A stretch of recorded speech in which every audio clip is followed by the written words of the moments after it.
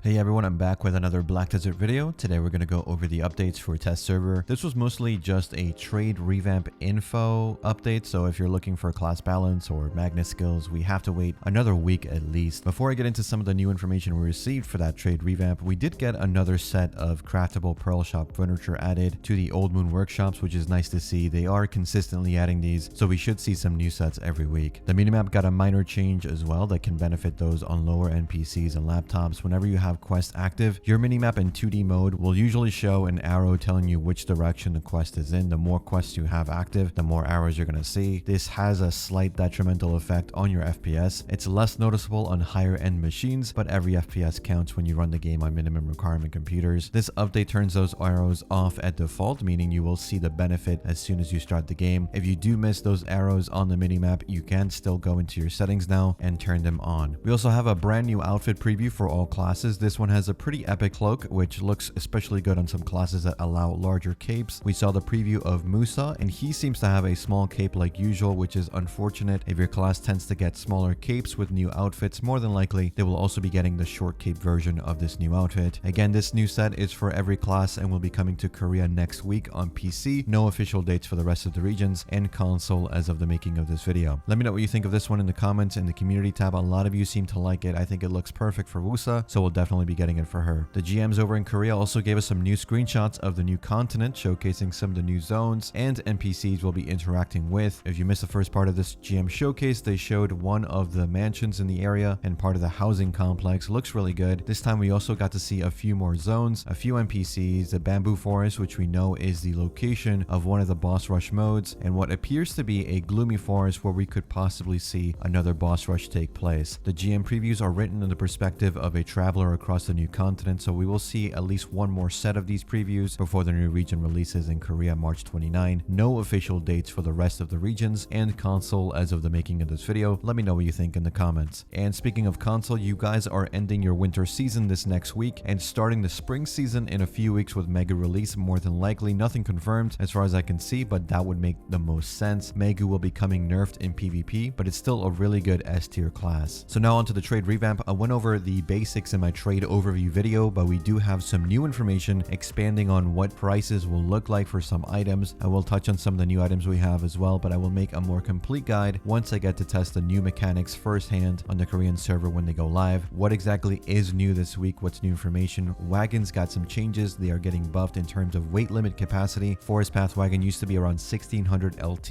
It's now buffed to 5000 LT. The reason for this, simply because all of these new items are going to weigh 300 LT each. A Forest Path wagon can hold 22 items. If each one is now 300 LT in weight, you would need 6600 LT to place them all in the wagon, meaning a Forest Path wagon with no gear cannot fill up their inventory. And that is why they have buffed the wagon badge gear. So these pieces in particular are the ones that are increasing your LT for your wagon. A plus 10 Forest Path wagon badge has been buffed for only giving you an additional 435 LT. It now gives you a 2500 additional LT, giving you more than enough weight to carry 22 items. In reality, you would only need the badge to be a plus 5 to hold all of the items on a Forest Path wagon. If you're wondering about the cash shop skin LT increase, it's only 60 LT, so not even worth talking about. The wheel skin for the movement speed, however, will be more impactful in the long run. Some other things have changed as well. Trade life skill level will no longer be required to purchase different trade items. Before, you could only buy trade items according to what level in trade you were. The higher your trade level, the more items available to you for purchase. That is no longer the case. Instead, you will need to invest in town nodes and level them to unlock more items per base. The highest investment level I've seen in the nodes is level 7, so you start with level 0, you can buy level 0 goods, then level 3, then level 5, the last batch of items at level 7. Trade level will still matter because it's going to impact your profits, but at a lower rate than before for base items. The rumor mechanic also got some changes. You will be able to check rumors of possible price changes on 3 out of 8 categories every 4 hours. These rumors will apply or not every refresh. They also showed some examples of how rumors will appear to us in the world. I like this approach since it adds a sense of variety to an otherwise pretty static background to these cities, so at the very least it gives you incentive to look around towns and cities for strange occurrences. One big change to the sales of all trade items is you can now only sell trade items in major cities and towns. Add to that, you can only sell outside of your region of origin. So if we buy something from the Velia base, we can't sell it in Olvia, we have to sell it outside of Balanos.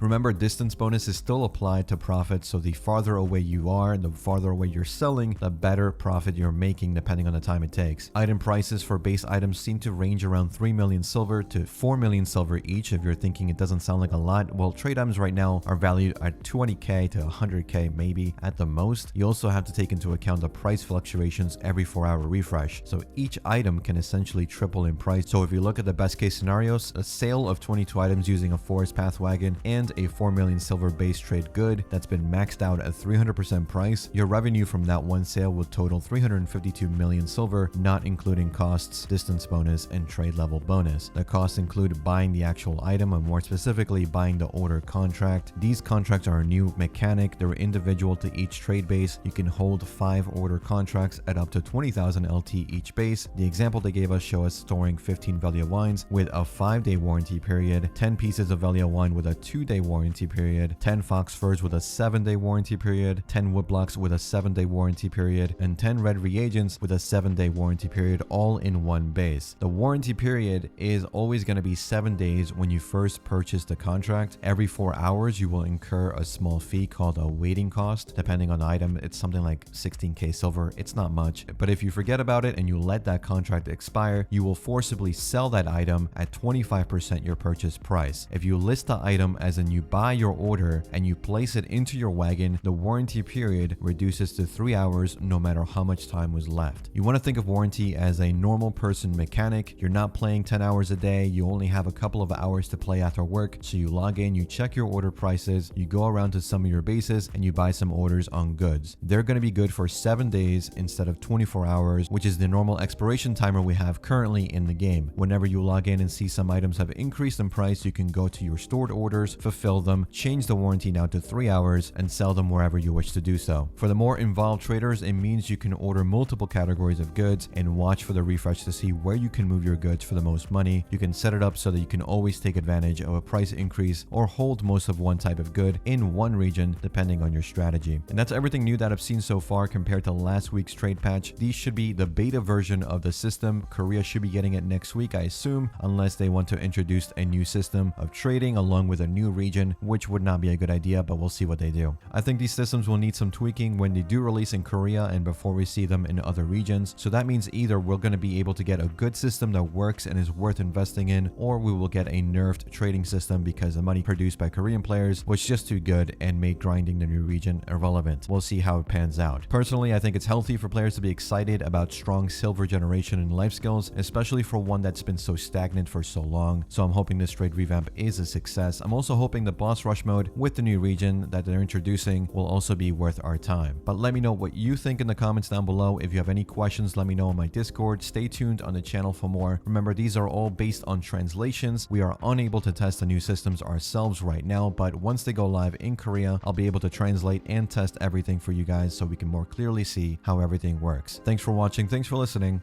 I'll see you all in the next one. Take care.